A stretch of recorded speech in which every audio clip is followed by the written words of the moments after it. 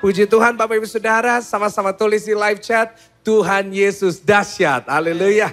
Ayo, saya menunggu saudara karena di handphone saya, sambil di depan saya, kami sedang menunggu live chat saudara. Sebanyak-banyaknya saya mengundang saudara untuk boleh tulis di live chat sebanyak-banyaknya, Tuhan Yesus dahsyat. Yang belum punya account YouTube, sekarang buat saudara, supaya saudara bisa tergabung, saudara bisa subscribe. Karena banyak yang saya lihat dari online, banyak yang belum subscribe saudara ya. Wow, jadi saya nggak bisa bayangin kalau banyak dari saudara semua subscribe. Saya percaya ibadah-ibadah yang GSJS tayangkan akan semakin memberkati banyak orang. Karena itu saya mengundang saudara subscribe, jangan lupa untuk share video ini di grup-grup WA. Ya kan?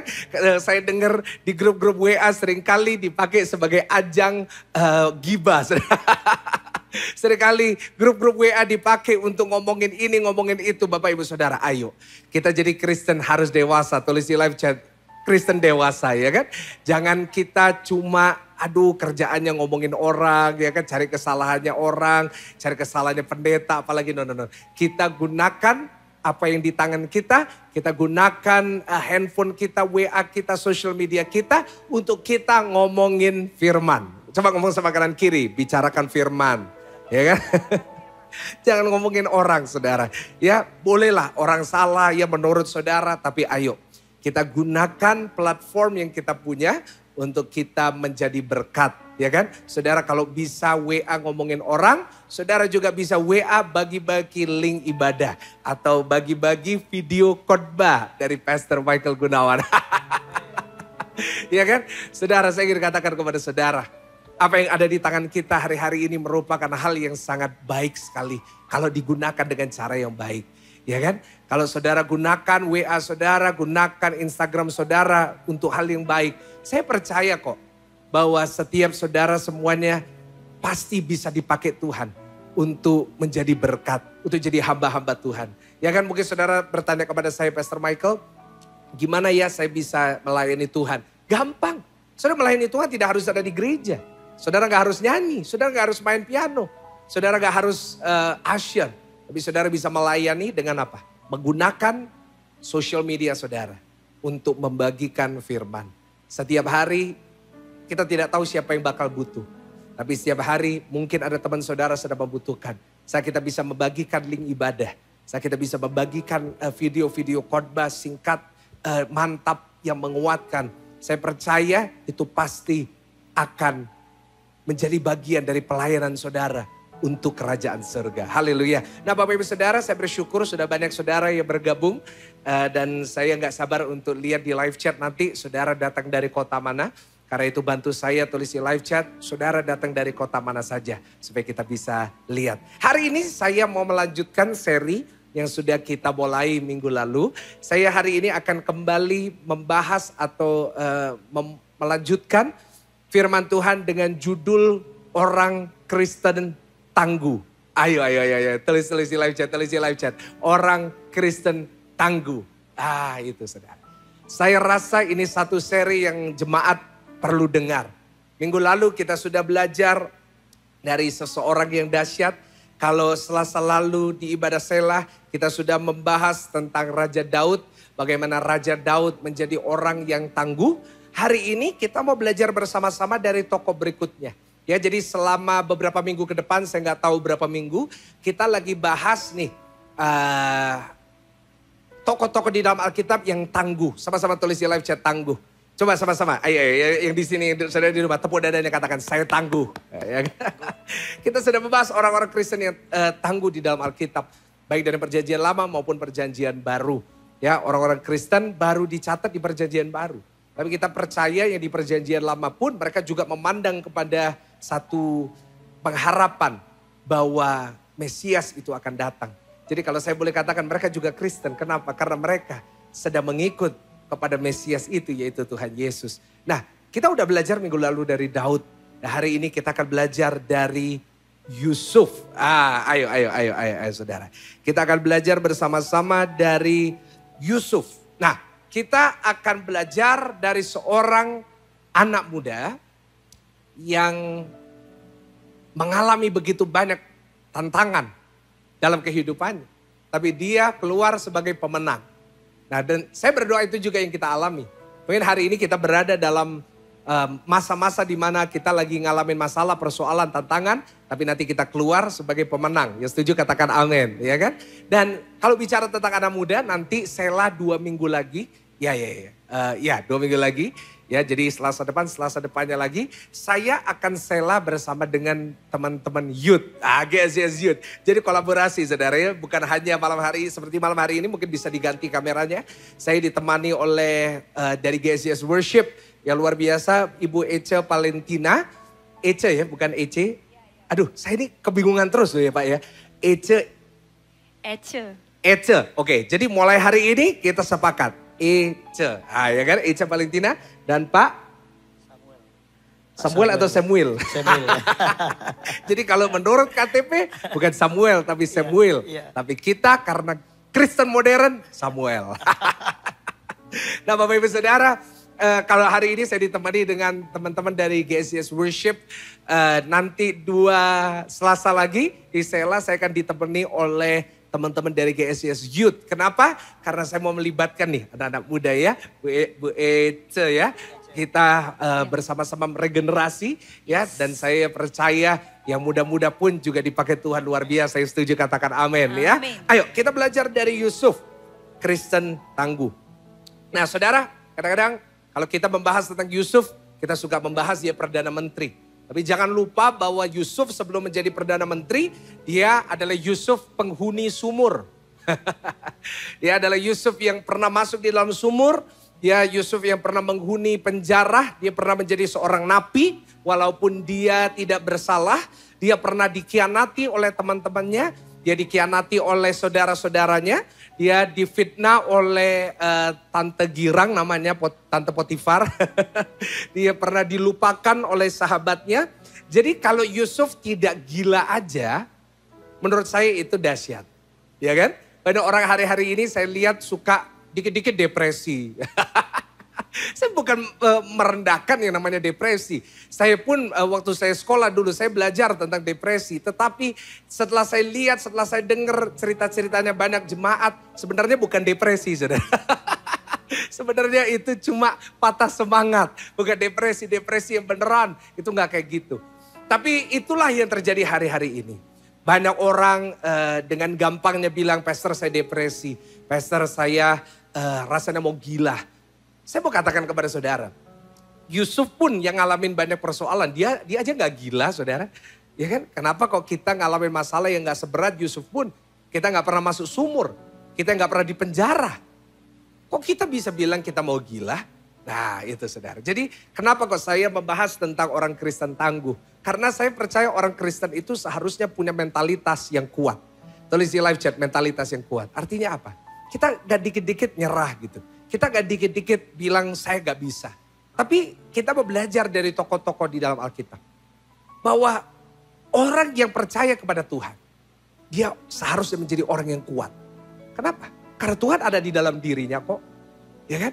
Kalau Tuhan ada di dalam dirinya, kita gak stres gitu. Kalau Tuhan ada di dalam diri kita gak depresi gitu. Kalau Tuhan ada di dalam kita tidak gelisah gitu. Dan saya yakin dan percaya seperti Daud berkata, kita sudah membahas minggu lalu, hanya dekat Allah saja aku tenang. Bapak Ibu Saudara, kalau mau bicara tentang stres, saya pun juga pernah ngalamin. Kalau mau bicara tentang pastor saya mau bunuh diri, saya pun juga pernah ngalamin. Kalau saudara bicara pastor saya ngalamin tantangan dia berat, saya pun juga pernah ngalamin. Tapi dengar saya baik. Saya menemukan ayat itu benar-benar nyata dalam hidup saya. Hanya dekat Allah saja aku, tulis di live chat, aku tenang.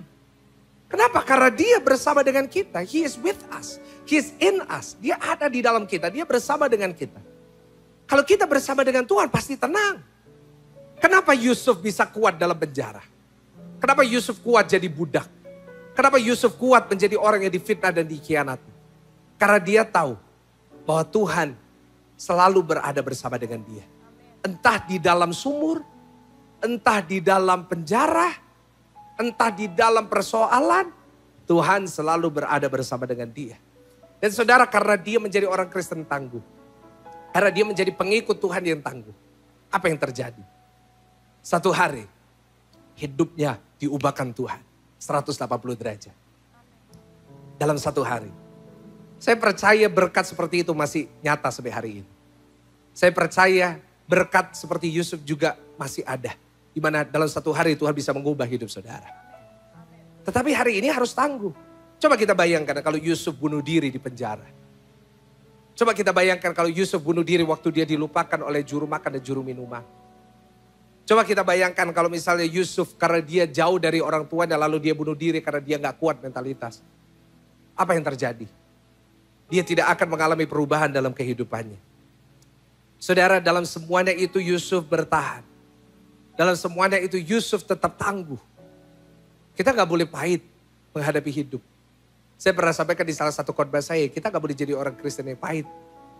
Kita harus jadi orang Kristen yang tangguh. Artinya apa? Apapun yang terjadi dalam hidup saya akan tetap semangat. Tulis di live chat, saya mau tetap semangat. Coba baca Kejadian 45 ayatnya ke-8. Kejadian 45 ayatnya ke-8. Ini yang terjadi. Ini yang terjadi kalau saudara dan saya menjadi orang-orang Kristen. Menjadi pengikut-pengikut Tuhan. Ya kita bisa berkata saya tangguh. Apa yang terjadi kalau kita tetap bertahan sampai hari Tuhan menolong kita? Apa yang akan kita alami saat hari ini kita percaya Tuhan saya sanggup melakukan perkara yang dahsyat dalam hidup saya? Ayo coba kita buka. Kejadian 45 ayat ke-8. Dan saya nubuatkan ayat ini akan saudara sampaikan. Ayat ini akan saudara percayai.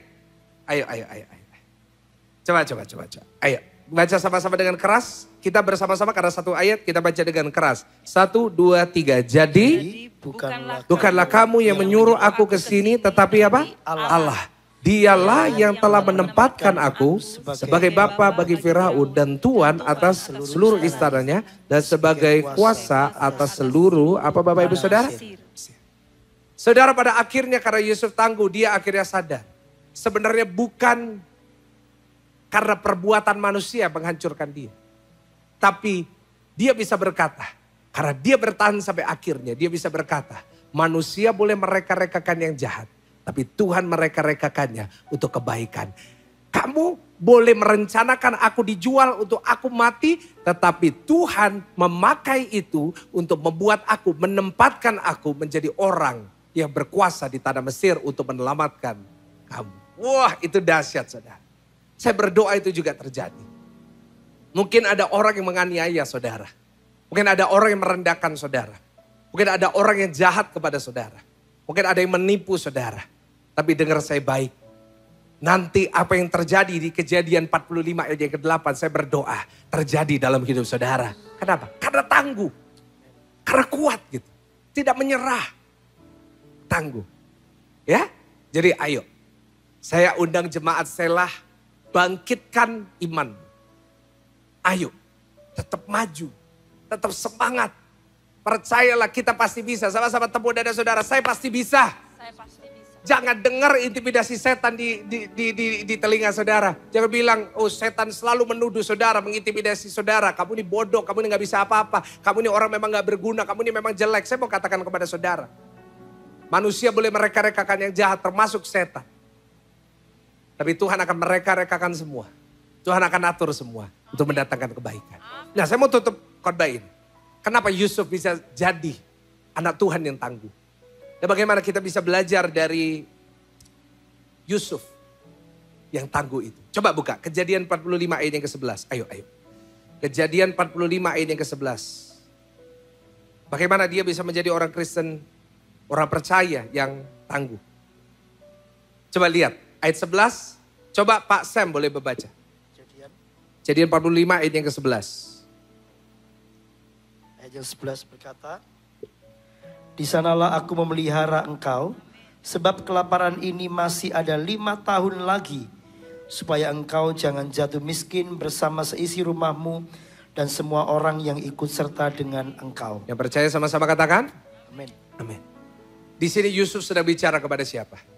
Yusuf sedang bicara kepada saudara-saudaranya. Yusuf sedang bicara kepada orang-orang yang menjual dia ke tanah Mesir. Bapak Ibu Saudara, yang pertama bagaimana Yusuf bisa jadi seseorang yang tangguh. Selama bertahun-tahun dia jauh dari rumah. Dia jauh dari keluarga. Dia difitnah, dikhianati. Dia masuk ke penjara. Gimana kok dia bisa jadi tangguh? Kok bisa dia bisa menjadi orang yang bisa berkata, manusia mereka rekakan jahat, Tuhan mereka rekakan untuk kebaikan. Karena yang pertama, karena selama dia mengalami masalah, selama dia dikhianati orang, selama dia dihancurkan reputasinya oleh Tante Potifar. Yang pertama, dia menjaga hati. Tulis di live chat, tulis di live chat, tulis di live chat. Menjaga hati. Kayak lagu saudara ya. Tapi ini bukan lagu Yovie dan Nuno saudara. Tapi ini bicara tentang bagaimana orang percaya harus menjaga hati. Saudara, selama hidupnya Yusuf banyak dikecewakan oleh manusia. Dia dikecewakan sama saudara-saudaranya. Dia dikecewakan oleh bosnya sendiri. Dia dikecewakan oleh juru minuman. Bisa aja Yusuf selama bertahun-tahun dia menyimpan dendam. Ada saudara yang hari ini lagi nyimpan dendam. Ada saudara yang dalam hati bilang, lihatan ya, satu hari nanti kalau aku sudah sukses, nanti biar tahu rasa orang itu. Ada yang berpikir seperti itu. Ada yang dalam hati berpikir, lihat aja ya, bagi orang yang menghina aku dulu. Lihat, nanti kalau aku sudah punya uang banyak, lihat mereka akan semua lihat dan terkagum. Ada yang merasa kayak gitu. Ada yang dalam hati sudah menyimpan dendam yang lama. Di mana saudara masih menyimpan sakit hati dan kepahitan itu dalam hati saudara. Belajar dari Yusuf. Yusuf bisa dendam kepada orang-orang itu. Dan bahkan boleh saya berkata kalau saya mau jujur. Sebenarnya Yusuf berhak untuk marah. Ya gak sih? Pak, Bu, ya gak sih? Yusuf itu loh, gak ngapa-ngapain. Salahnya cuma dia bermimpi lalu cerita. Salahnya cuma dia terlalu dicintai sama papanya. Dia lo gak salah apa-apa, papanya sendiri yang beliin dia jaket Gucci. Iya kan? Yang berwarna-warni. Tapi kok bisa ya?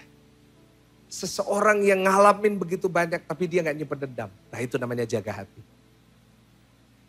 Saya mau katakan Yusuf sebenarnya berhak untuk marah kepada Potifar. Dia gak bersalah, dia tanggung jawab. Bahkan dia menolak dosa.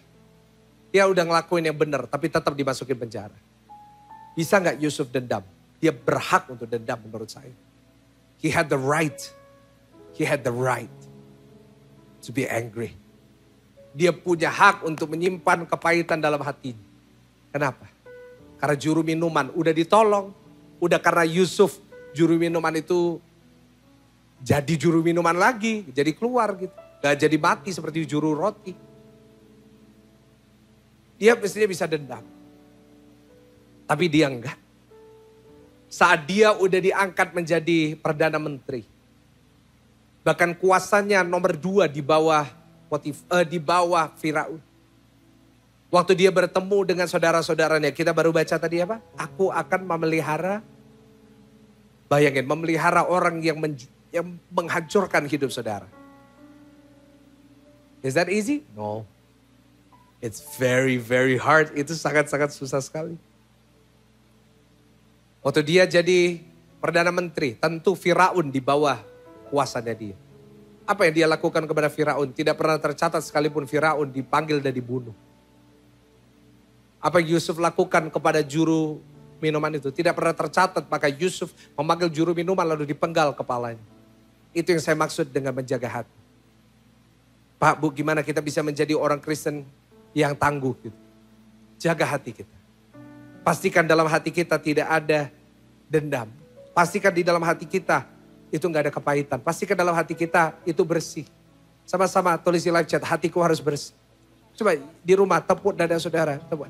Hatiku harus bersih. Kalau masih ada sesuatu yang gak bersih dari hati saudara. Mau pembuktian diri, mau kesombongan, balas dendam, kepahitan. Hari ini bersihkan hati saudara. Belajar membuat keputusan hari ini. Today I will leave all that behind. Aku akan melepaskan itu semua. Aku tidak akan hidup dalam kepahitan. Aku tidak akan hidup dalam dendam. Tapi aku akan hidup dengan hati yang bersih. Yang setuju sama-sama katakan amin. Tuhan Yesus mengajarkan kepada murid-muridnya. Sebelum kamu memberikan persembahan. Kalau masih ada masalah, perseteruan dengan kamu dengan saudaramu. Damai dulu. Tulis di live chat damai dulu. Kenapa? Karena Tuhan tidak mau kita melayani dengan hati yang masih kotor.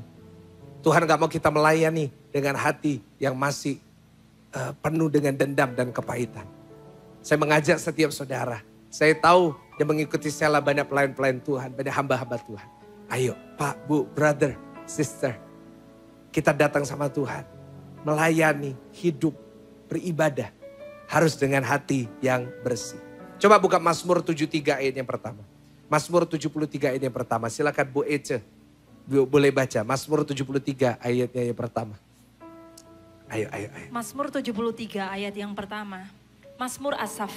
Sesungguhnya Allah itu baik bagi mereka yang tulus hatinya, bagi mereka yang bersih hatinya.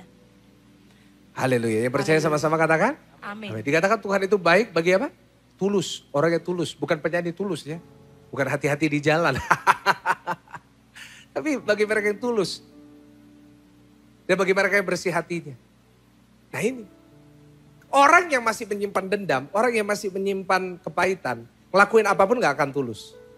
Setuju dengan saya? Wah. Orang kalau melakukan sesuatu dalam hatinya masih nyimpan kepahitan, mau pembuktian diri. Dia baik sama orang gak akan tulus. Dan Tuhan tahu itu. Dan saya pun juga bisa merasakan. Saya bisa lihat ini orang tulus atau enggak. Saudara, Tuhan itu baik. Kita sering bicara di awal dari Sela. Saya selalu ngomong, ayo baca Tuhan Yesus baik, Tuhan Yesus baik. Tapi Tuhan Yesus baik bagi orang yang tulus hatinya. Saudara baik sama mertua buat apa? Apa saudara menunggu warisannya? Saudara baik kepada orang tua, kenapa? Karena tunggu warisan. Itu gak tulus namanya. Saudara hari ini melayani buat apa? Supaya saudara dipandang orang gak tulus. Saudara hari ini melakukan yang baik supaya dilihat orang gak tulus. Dan firman Tuhan dengan jelas mencatat. Tuhan baik hanya kepada orang yang tulus dan bersih hati.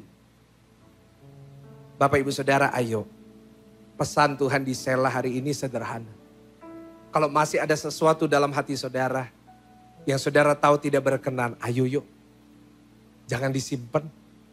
Sama kayak kanker gitu. Masa kalau kita ada kanker terus disimpan terus? Enggak kan? Pasti kita kemoterapi, pasti kita operasi kalau bisa. Kenapa? Karena kita tahu sesuatu yang buruk kalau gak diberesin nanti jadi menjalar kemana-mana. Kalau saudara kepahitan, nanti akan menjalar ke tempat-tempat yang lain. Kita udah bahas minggu lalu, Daud bisa aja balas dendam. Tapi dia tidak. Kenapa? Bersih hatinya. Yusuf bisa aja balas dendam, dia bisa bunuh Potifar, dia bisa bunuh saudara-saudaranya. Dia bisa bunuh juru minuman, tapi dia tidak melakukan. Justru dia memelihara. Kenapa? Karena hatinya bersih. Selama bertahun-tahun dia di penjara, selama bertahun-tahun dia jadi budak. Kenapa dia nggak berontak? Karena dia terus menjaga hatinya. Itu yang saya lakukan setiap hari. Setiap kali dalam hati saya mau pelayanan, saya selalu tanya kepada diri saya. Sebenarnya saya pelayanan ini buat apa sih? Sebenarnya saya pelayanan ini hati saya di mana sih?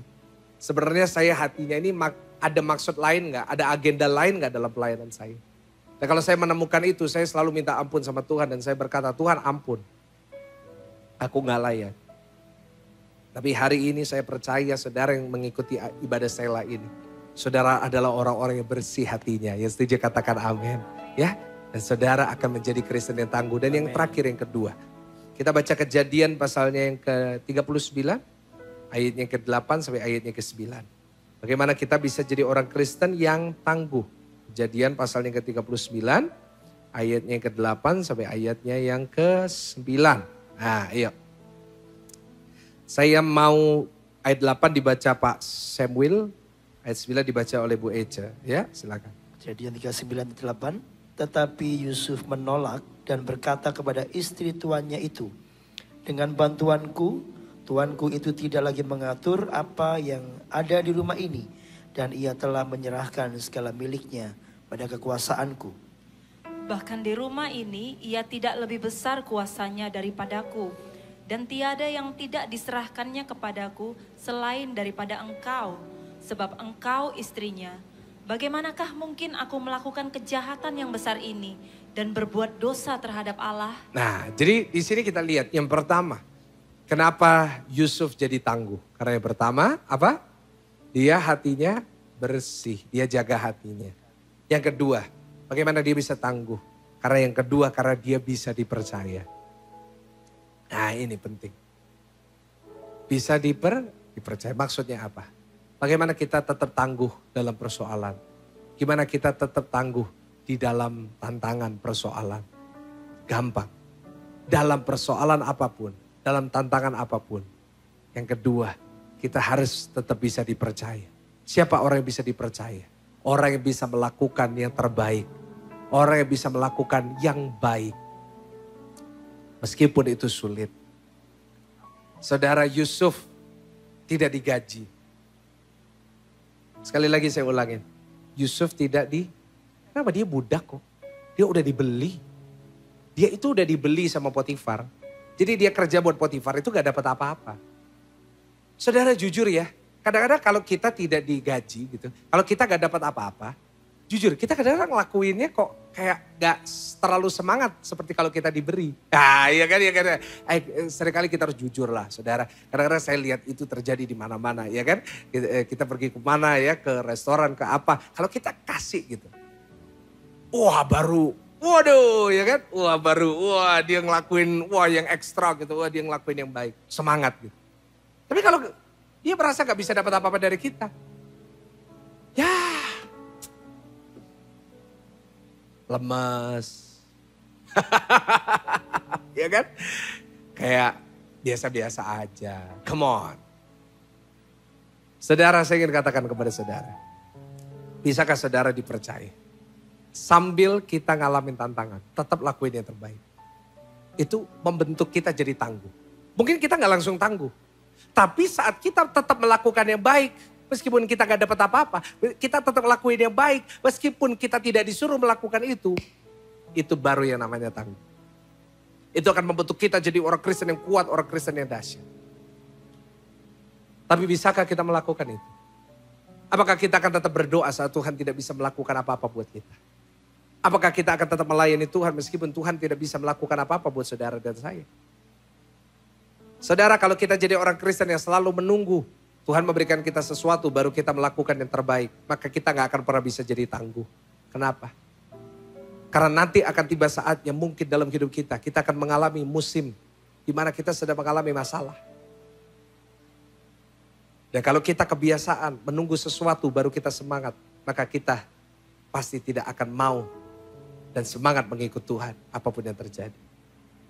Yusuf, meskipun dia menjadi seorang budak, meskipun dia dijual jauh dari keluarganya, apa yang dia lakukan? Dia tetap melakukan yang baik. Dia tetap menjaga rumah Potifar. Meskipun dia tidak dibayar, dia menjaga rumah Potifar dengan baik. Maka di saat istrinya menggoda istrinya Potifar menggoda dia tetap bilang, loh semua udah dipercayakan kepadaku, aku akan tetap melakukan yang terbaik. Saudara, Yusuf bisa aja pahit. Yusuf bisa aja gak bisa dipercaya. Dan Yusuf bisa aja, ya udahlah, ngapain juga aku ngelakuin yang terbaik. Wong, ujung-ujungnya aku gak dibayar. Ujung-ujungnya aku budak. Ya udahlah, aku ngelakuin yang jahat aja. No, dia tetap melakukan yang terbaik. Mungkin engkau berada di dalam situasi yang buruk. Mungkin engkau mengalami tantangan dalam hidupmu. Tetap lakukan yang terbaik. Tetap berdoa dengan cara yang terbaik. Tetap baca firman dengan cara yang terbaik. Tetap beribadah dengan cara yang terbaik. Seperti Yusuf. Kenapa dia bisa tangguh? Ada yang kedua. Untuk menambah poin tadi bisa dipercaya. Adalah yang kedua karena dia punya roh yang excellent. Tulis di live chat, roh yang excellent. He had an excellent spirit. Apa roh yang excellent? Roh yang excellent adalah orang yang punya integritas. Tulis di live chat, apa? Integritas. Apa orang yang punya integritas? Dia bisa dipercaya. Meskipun itu tidak menguntungkan bagi dia. Yusuf tidak ada untungnya kalau dia jaga rumahnya Potifar. Tapi dia tetap melakukan yang terbaik. Saya sangat bangga dengan orang-orang yang tetap bisa semangat buat Tuhan. Meskipun lagi ngalamin masalah. Kenapa? Karena itulah orang-orang yang punya spirit of excellence. Dan orang seperti itu, dia akan lihat dalam kehidupannya. Bahwa Tuhan akan bergerak, Tuhan akan tolong, Tuhan akan turun tangan. Dan berkat-berkat yang besar, Tuhan pasti limpahkan bagi dia. Yang percaya berikan tepuk tangan yang paling meriah, tepuk tangan yang paling dahsyat buat Tuhan. Saya berdoa saudara sudah diberkati lewat firman ini.